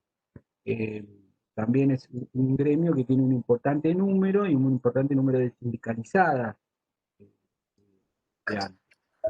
Profe, ahí la movilización también, o la conciencia acerca de lo ambiental y lo ecológico y los movimientos muy sobre el... Me acuerdo hace creo que 2 años la movilización que se dio el verdurazo y eso, como que también tiene un fuerte componente migratorio, ¿no? Totalmente. Sí, claro. Por eso hoy hablamos del tema migratorio. ASOMA, por ejemplo, es una organización que se llama Asociación de Medieros y Afines, ¿no? Es una asociación gremial de los medieros. La UTT también tiene un porcentaje altísimo de migrantes. Eh,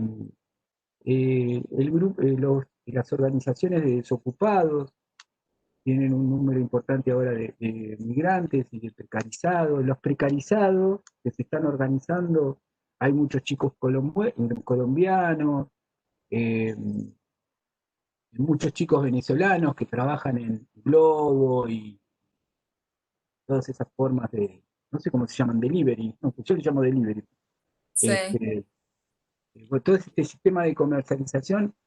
Otras eran, yo me acuerdo hace unos años, ahora no sé en qué situación está ese gremio, pero se estaban tratando de organizar las que trabajaban se llama? Que te llaman por teléfono, no me acuerdo el nombre, Call center. del call center, eran muchas migrantes.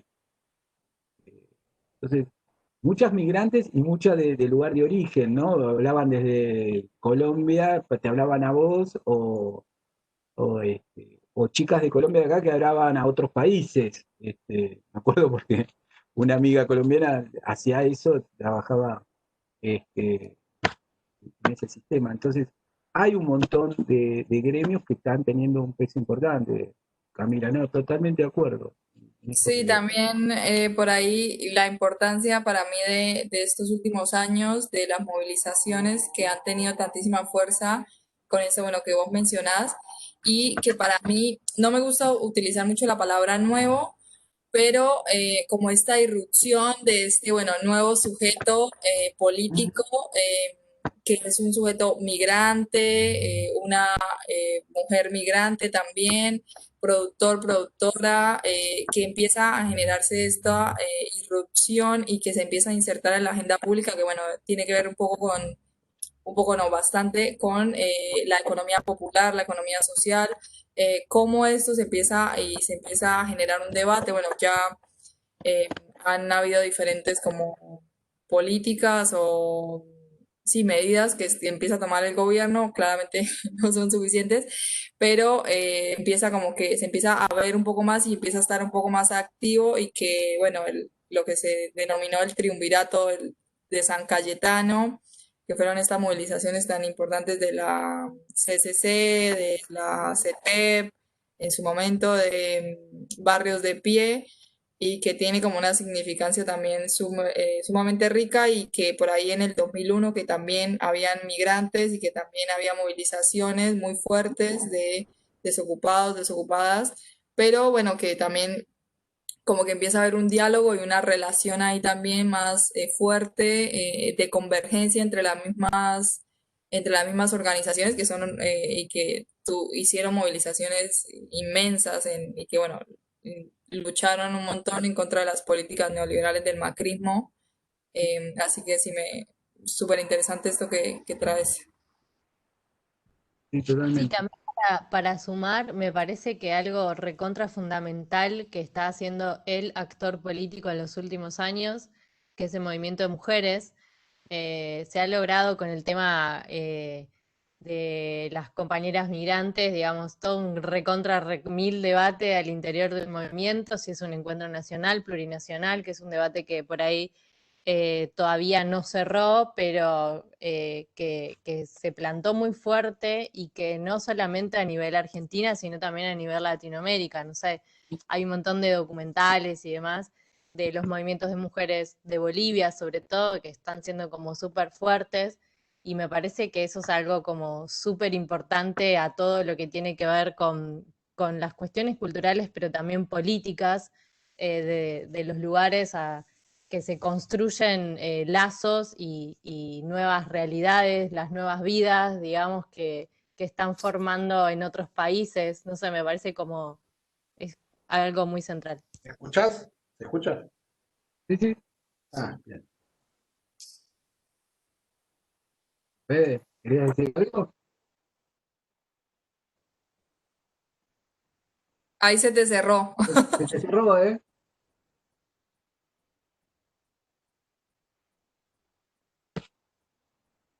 Se te cerró.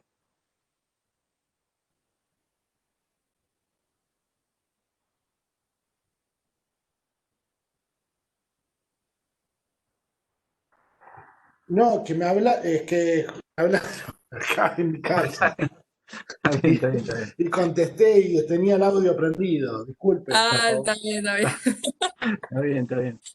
Eh, no, bueno, entonces, no, siguiendo con lo que recién decía Noelia, y para reafirmar también, yo creo que, no creo, estoy convencido, que toda manifestación humana es política.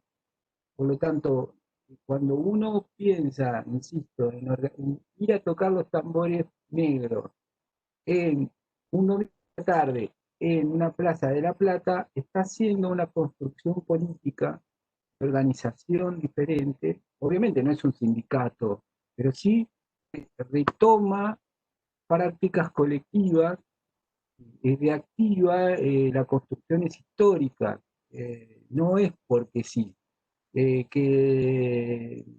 Volviendo al tema de la música, el hecho de juntarse ese mismo domingo o el sábado a la tarde un grupo de chicos que tocan ossicuri, no es solamente hacer el placer de la música, sino pensarse organizadamente, es pensarse en tanto un hecho político, ¿no? Un hecho de intercambio, de reafirmación identitaria, que hoy pasará por toquemos bien un tema, pero mañana es ¿qué pasa que no podemos salir a tocar? ¿Qué pasa que nos miran feo? Y te ayuda esa práctica colectiva a pensar la realidad desde tu lugar, de una persona joven que hace una determinada actividad. Por eso es un hecho político, y por eso es una forma de organización política. Sí. Yo pensaba en la importancia que tiene del accionar político en la cuestión migrante, o sea, en el hecho de que de por sí el proceso migratorio lleva a que estén en situaciones vulnerables, o sea, en otros países, entonces como pensar eso, la parte política lleva a ver la verdadera importancia que tiene porque están muy vulnerados, porque por lo que leí en Bruno yo entendí, digamos, que a lo que había que pensar era que había condiciones que por ser migrante de tal país accedía fácilmente a cierto tipo de trabajo y no es casualidad que esos ciertos tipos de trabajo tengan doble vulneración de derechos o más precarización o más. Entonces digo, como todas esas estructuras, es muy importante que se milite políticamente y que se active, o sea, se luche contra la vulneración que se da por sentado desde los prejuicios y desde las violencias simbólicas, pero también desde lo estructural y desde la estructura del empleo para, perdón, son mis gatos, para la migración, ¿no? Sí, sí, Totalmente. totalmente. Ay, perdón. No, Eh, no, no, y que también por ahí yo pensaba también en relación de lo que traía Noelia con la importancia del movimiento feminista y las discusiones que hay al interior, que son sumamente interesantes y que, bueno, yo creo que fue el viernes y hubo, bueno, unas jornadas de trabajo social, de economía popular y feminismo y hablaban las compañeras del MOCASE y también mencionaban esto de, bueno, nosotras no nos reconocemos y no nos identificamos con este feminismo blanco, urbano, clase mediero casi que dijeron. Eh, y bueno, la importancia de este feminismo comunitario, de este feminismo indígena, campesino, que precisamente, bueno, pasa mucho esto, que obviamente las movilizaciones más grandes y más fuertes se dan en las ciudades, en los centros urbanos, pero que hay muchas realidades de estas compañeras indígenas, campesinas, que no se identifican y que, bueno, empiezan también a tener discusiones a lo interno.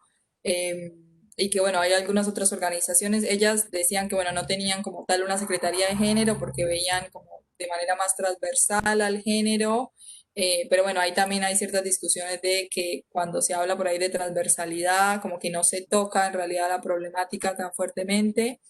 Pero bueno, son discusiones que tienen movimiento. Pero bueno, se empiezan a problematizar. En Jujuy, bueno, hace poco asesinaron, bueno, un femicidio a una compañera del MT rural y salió la organización, salieron a marchar masivamente, entonces empieza también a, bueno, tener esta importancia de, bueno, de la voz, de cuestionarse del género, de estar tocando todos estos temas tan importantes, bueno, del cuidado, de esta triple jornada que tienen las compañeras en el campo, en lo rural, bueno, ahora con la pandemia más se acrecentó. Y por otro lado, lo que mencionaba Camila, también me parecía importante mencionar y de por qué, bueno, son estos sectores vulnerables em, de la precarización laboral que hay y de, bueno, también en relación a la economía popular y porque, bueno, como esta subvalorización que hay hacia el trabajo, que es también eso, o sea, es decir, bueno, y que por ahí muchas teorías y muchos autores hablan de estos sectores solamente sobreviven y solamente subsisten y por eso crean su trabajo. Bueno, son creadores del trabajo, pero no solamente, o sea, no verlo como de esta manera simplista, sino complejizar la vida, digamos, la vida de una persona es más compleja que simplemente sobrevivir o subsistir, donde ellos tienen estos intercambios, tienen fiestas, tienen ahorro, tienen excedentes, solamente que eso, no pueden ir a decirle, por lo menos los productores de verduras y frutas no pueden decirle al camionero, no, te voy a vender mi cajón de verdura a 200 pesos, porque el camionero le va a decir ni en pedo, voy a otro que esté más necesitado y listo, le junto la verdura. Entonces, esta imposibilidad de negociación y para mí por eso también la importancia de esta regularización de la economía popular y bueno, de toda la lucha, bueno, todo lo que se viene haciendo en estos últimos años. Totalmente. Yo quería hacer un comentario, ya que trae Camila el tema. A mí me parece muy importante que podamos entender que en este proceso de la economía tan complejo, donde hay distintas formas de organización, de producción y demás, y sobre todo en esta coyuntura, pensaba en el texto que vemos de Bruno, ¿no? Que él plantea un poco lo que dijo Camila, ¿no? Esta cuestión de la estructura de una sociedad desigual que a partir de una forma de producción determinada, históricamente constituida, lo que va a hacer es generar la apropiación de riqueza del otro, ¿no? Obviamente que hay mecanismos mucho más sutiles, mucho más que han complejizado, ¿no? Pero justamente Bruno lo que plantea es este vínculo necesario, por esto que hablábamos hoy del capitalismo, ¿no?, globalizado y las dependencias entre los dos capitalismos del país de origen y de red de sección, pero a su vez que después se traslada a las formas de empleo y de trabajo y de las relaciones laborales, ¿no? Y él hace hincapié en un concepto, él se anima a contarnos, que es el concepto de plusvalía étnica y el proceso de construcción de la plusvalía étnica. ¿Alguien un comentario, algo? Porque trae una cosa interesante. Bueno, estamos hablando de cultura, estamos hablando de la cuestión económica, de la presión del otro, pero están generando riqueza y la riqueza no le va a él, le va a otro, ¿no? En muchos casos hasta es transnacional, no es nacional. ¿Alguien pudo ver algo? Sí, yo creo que lo que por ahí había más tomado nota tenía que ver con esto de que, digamos, hay una cuestión de que, no sé, hay una obra en construcción, que el capataz es paraguayo, entonces este, trae un compatriota para la misma obra y entonces se pierde un poco la línea de cuántas horas de trabajo en realidad serían, como tipos favores extras que no se pagan porque es como pagarle el favor al compatriota que te consiguió un laburo, ¿no?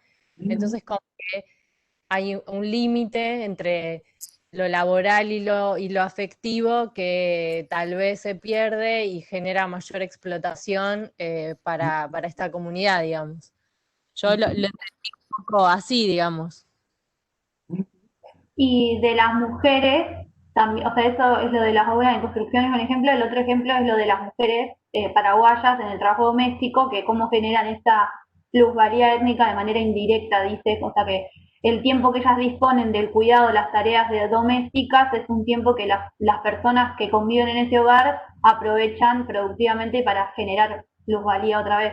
Entonces, yo también entendí que era que como la condición de migrante hacía que haya menos regulación, más explotación y eso generaba como una plusvalía, digamos, además de la que se dan en las condiciones de trabajo normales, o sea, en general, como que plusvalía étnica en el sentido de que porque son migrantes, tienen condiciones de trabajo mucho más vulneradas o precarizadas, entonces eso genera más plusvalía en ese sentido. No sé si entendí bien igual. Sí, sí. ¿Alguien más quiere hacer un comentario sobre esto? ¿Sobre este concepto o lo que entendió? Digo, Yo, discúlpenme, me tendría que desconectar porque tengo que resolver un asunto doméstico, ¿puede ser? está bien. Ta. Dale, gracias. Chao. Chao, chao, hasta luego. El tema es el siguiente, ¿no? Si hablamos del sistema capitalista, siempre vamos a ver de la apropiación, vamos a hablar de la apropiación de parte del capital del trabajo ajeno, ¿no? El trabajo del trabajador, de la riqueza que produce, te va a quedar con algo. Es un mecanismo creado, una forma de pensarlo, pensado por Marx, que bueno, que representa la dinámica de la producción, ¿no? Y la forma de producción capitalista. El autor Bruno, interesante porque él analiza el caso de los paraguayos y construye a partir de la definición de Marx de apropiación del trabajo de parte del capital y de la riqueza, cuando ésta tiene que ver con una relación étnica, ¿no? O sea, concretamente de un país de pertenencia en un proceso migratorio, y toma el proceso migratorio paraguayo, ¿no?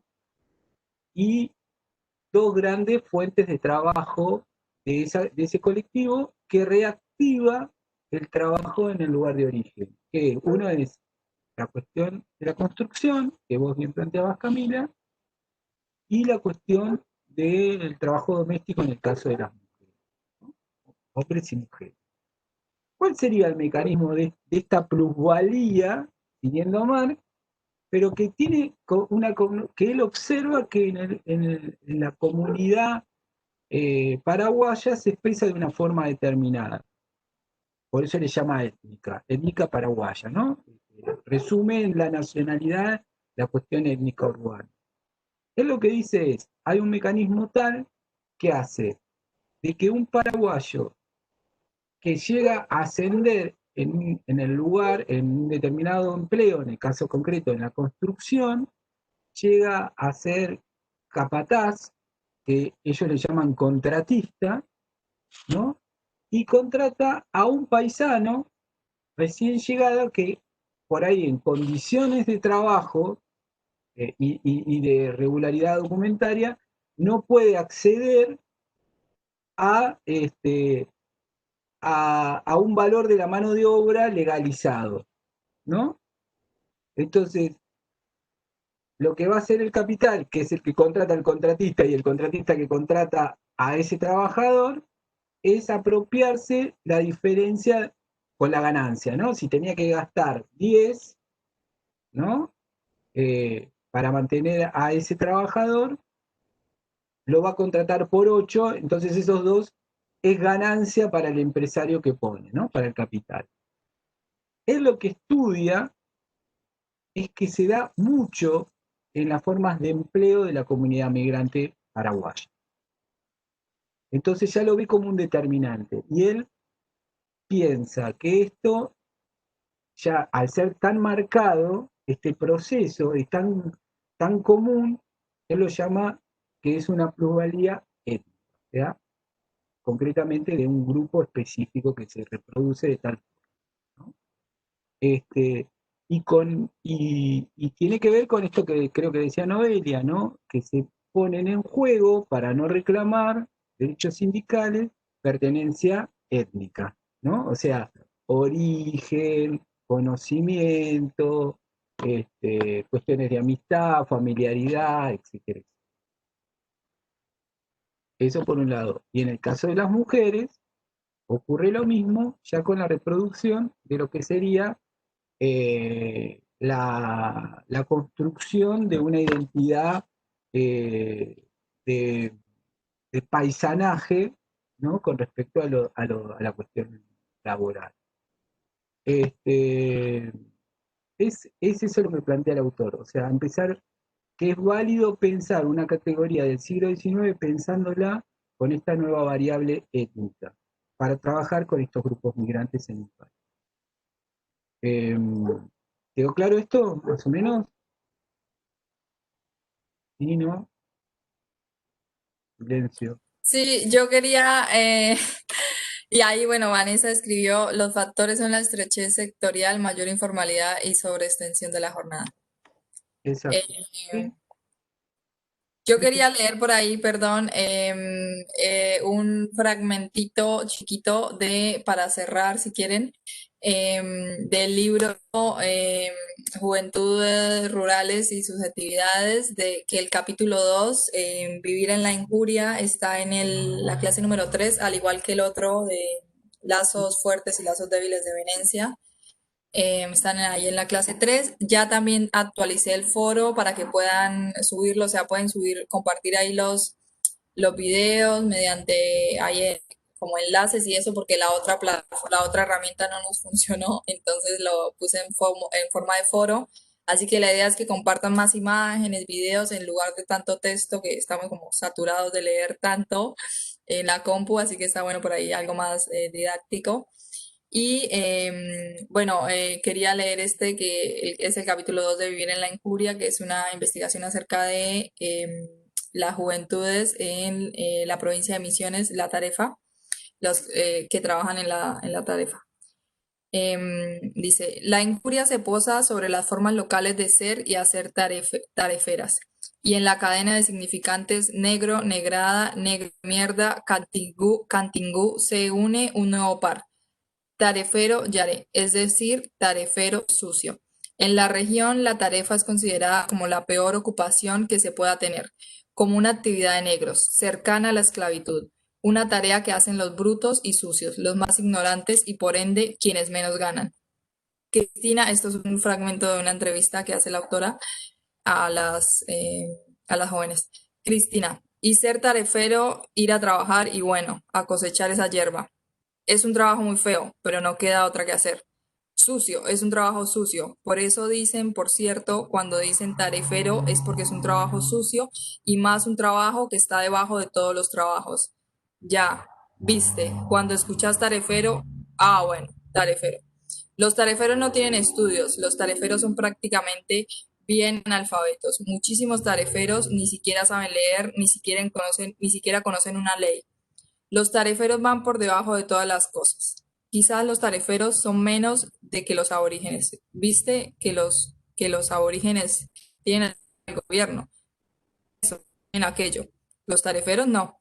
Está por debajo del aborigen, ¿cierto? Nosotros nos sentimos esclavizados. Esclavizados. Es un trabajo muy esclavizado. Entrevista a Sonia y Cristina, Barrio Cuatro Bocas, Monte Carlo, agosto del 2011.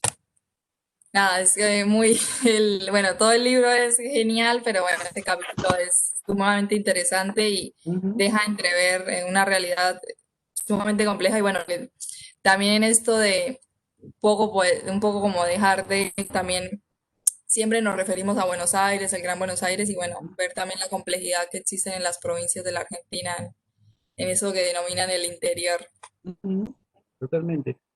Justamente, para ir cerrando, para la clase próxima hay 3 textos que hablan de distintas situaciones, de cómo se va construyendo el otro en cada uno de los lugares y los espacios también hace referencia a los distintos espacios laborales, culturales que se construyen, ¿no? En el interior de lo que nos llamaríamos el interior de la Argentina y las migraciones diversas. Así que para la próxima clase, que en realidad debería ser el 12 de octubre, pero el tema es que el 12 de octubre es feriado. Así que, ¿les parece que nos juntemos otro día? Eh, Vamos a dejar, sí, una encuesta, ahí también la subimos, vamos a crear una nueva pestañita ahí en el aula web y ahí pueden entrar y 2 días era que íbamos a proponer, ¿cuáles sí, eran? sí, sí. Ahí No, votan y el que gane ese día. de día. Y el resto lo lamentamos. Así que, bueno, ¿alguna duda de lo de hoy? ¿Sí, no? Callen para siempre. Creo que callen para siempre. Y Tato, nos vemos el día que sea la próxima clase. El ¿Qué te jueves o parece? viernes, creo que habíamos Claro, sugerido o jueves jueves o o viernes viernes. de la próxima semana. Exacto. ¿Eh? Bueno, puede ser más temprano por ahí. Voy a pausar esto.